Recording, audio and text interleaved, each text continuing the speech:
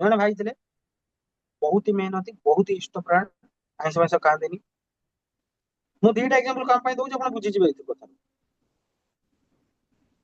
ତାର କିଛି ଉନ୍ନତି କରୁନଥିଲା। ହଠାତ୍ ଦିନେ ଦେଖା ହେଲେ ମୁଁ ତାଙ୍କୁ କହିଲି ଆପଣ ଘରଟା ଚେଞ୍ଜ କରିଦିଅନ୍ତୁ। ଆଜି ମୁଁ ଗୋଟେ ବର୍ଷ ତଳର କଥା କହୁଛି। ଇନ୍ 1 ଇୟର ଏବେ ବାଟରେ ଆଇଲା ବେଳକୁ କଲ୍ ବି କରିଥିଲି। ମୁଁ ସେଥିପାଇଁ ଏତେ ସବୁ ଜିନିଷ, ଏତେ ସବୁ ଜିନିଷ, ଏତେ ଷ୍ଟୋରି ସବୁ ରିଲେଟ ଏଇଥିପାଇଁ କରୁଛି କି ଏଇ ଜିନିଷଟା ବୋଧେ ବୋଧେ ଆଜି କହିବାର ଥିଲା, ସେଥିପାଇଁ କହୁଛି। ମୁଁ କିଛି ପ୍ଲାନ୍ କରିକି କରେ ନାହିଁ, କାରଣ ରିଲେସନ ଆମର ଯେମିତି ହୁଏ ଭଗବାନ ଜାଣ। ଠିକ ଅଛି।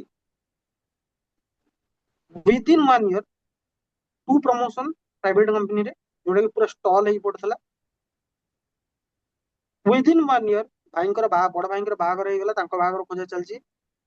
ୱିଦିନ୍ 1 ଇୟର 4 ହ୍ୱିଲର ବି ନେଇଗଲେ। କଣ ପାଇଁ? ଯଦି ତୁମେ ୟୁନିଭର୍ସାଲ ଭାଇବ୍ରେସନ ସହିତ ପ୍ରତ୍ୟେକ ଜିନିଷର ୟୋର ଥଟ୍ ପ୍ରୋସେସ ଆଉ ତମର ସ୍ଥାନ କାଳ ପାତ୍ର, ଏ ତିନିଟା ଜୀବନର ସବୁଠୁ ମୁଖ୍ୟ। ଯଦି ତୁମର ସ୍ଥାନ ଠିକ ଅଛି, କାଳ ଠିକ ଅଛି, ପାତ୍ର ଠିକ ଅଛି, ତାହେଲେ ବହୁତ ପ୍ରୋବ୍ଲେମ ଥିଲେ ମଧ୍ୟ ତୁମେ ସଷ୍ଟେନ କରିଯିବ। ଈଶ୍ୱରର କୃପା ମିଳିବା କଥା ମିଳିବ।